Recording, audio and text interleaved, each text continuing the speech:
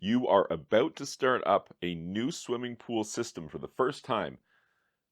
Is there anything you need to know before you do that? And the answer is yes. There's definitely a couple of things that you should know. And you probably realized this when you walked up and you looked at it and you're like, okay, here we go. And then you got a little bit nervous. Like, am I missing anything here? I just want to double check I'm not missing anything because it would be bad to be missing something. Let's talk through a list of tips that you should look at, double check this kind of stuff before you start up a swimming pool system for the first time. The first thing that we're going to double check are the valve orientations.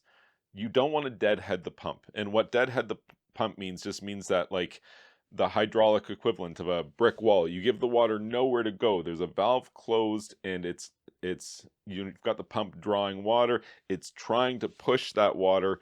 It can't push it at all. It builds pressure which is too high. It's bad for the pump. You could have a blowout of the system of some kind. Definitely you want to avoid that. And the way you avoid that is you manually just go and you follow, you trace the path that the water is going to flow. And usually, if you're paying attention, things like valves normally have a section where it literally says off. It tells you which direction is off.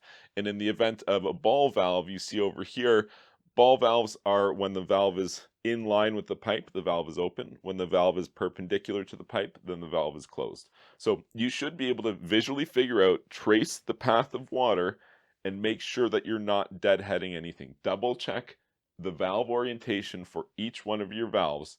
That's the first tip before you start a pool system for the first time. In addition to double checking all of the valves, what I would want to also do is double check the unions. Likely you have multiple unions in your pool system somewhere, probably on the pump, possibly on the filter, heater, things like that. And these are, these devices which spin open and allow you to access the plumbing system. Well, you could have loosened one off and forgotten about it because visually you can't really see. So you manually grab every union in your system. You're not trying to crank it so hard that you're going to break it. Just make sure that you didn't leave it loose, snug it up, hand tight. The next tip that I would want you to know relates to your filter. Now, there's a couple of different kinds of filters. I don't know what kind you have. Could be a sand filter, diatomaceous earth filter, cartridge filter. I have a cartridge filter. And it's very important with cartridge filters with a split flange and a band clamp around the center. That clamp must be tight. There's probably a big red warning card attached to your filter, and it's alluding to the fact that this could be dangerous if that filter clamp is not tightened properly. So for sure, before I start a pool system for the first time, I'm going to manually check and ensure that the band clamp on the filter is tight, and not just hand tight.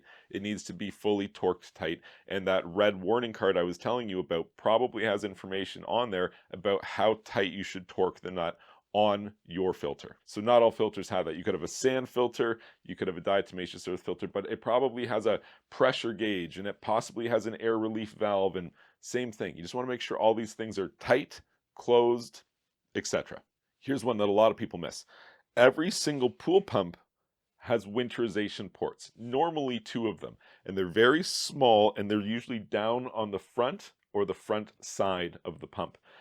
And those things get missed all the time. They're responsible for small leaks or not allowing the pump to prime properly. And you just want to double check that those are all tight before you prime your system up for the first time. So are we ready to start up this system yet? Not quite. There's one more thing I would want you to know. So we're going to have to prime the pump. I think you know about this. You're going to go get a bucket of water or a hose and you're going to fill the pump chamber with water till it essentially doesn't take water anymore. And then you're going to close the lid. And we're almost ready now. Go ahead and get a shop vac or some towels or anything like that and dry the area completely where your pool equipment is located. This is a special expert tip that I've got for you. When you start up a pool system for the first time, something that you're going to want to do is inspect for leaks. And there is a host of reasons why there could be leaks. And it's not like you didn't do a good enough job, so there's a leak. I mean, I guess that could be the case, but there could be a missing O-ring on a valve. Could be that there was a manufacturer error on a gasket on something, and this gasket isn't going to hold, and it's going to have like a little leak out of there. You're not necessarily going to notice that if you've already got water all over the equipment pad. It would be nice if the equipment pad were bone dry, such that when you start up the system, you can kind of stand there and evaluate, give it 5 or 10 minutes, and then if you see any puddles developing on the ground or small drips happening, well, it'll be a lot easier to notice it if you start with a dry equipment pad. What is something else that I would want you to do? Well, I mean, technically this one happens after you start the system, but I would want you to start up your system, run it on a known RPM, something that you're going to regularly run your pump at, and with the valve orientations all set in the standard way in which you're going to set them. These are all important things because you're going to check the pressure on your filter. Since this system's brand new, you can now and should record the clean operational pressure for your system. Every swimming pool is unique. There's absolutely nobody who can tell you what your filter pressure should be. Right now, with the filter clean, is the perfect time to note what the filter pressure is. And I mentioned about the known pump RPM and the specific valve positioning. It's because any changes to that, pump speed faster or slower, valves opened or closed, these are going to change the pressure that your system operates at. So you want to establish a baseline. You want to set your system up to run on whatever you're normally going to be doing, and then record your clean operational pressure, because that way when you're running with those parameters, you will note when your pressure has increased. Pressure increasing is the indication to you, the operator of the pool, that it is time to clean your filter. It would be great to know your clean operational pressure, and now is the time to get that information. Since I mentioned a thing to do after we've got the system up and running, I'll give you one more of those as well. Come back the next day after you've started up the system and tighten the unions again. Don't use tools, channel locks, anything like that, just by hand. And what you'll notice is that probably what was once tight now is a little loose. You'll get an eighth of a turn out of each of the unions again. And it's because the water is cold. Now we have water traveling through the system, and it's going to cause all the plastic materials to contract ever so slightly, but it's just enough that you can normally get just a little bit more out of each of the unions.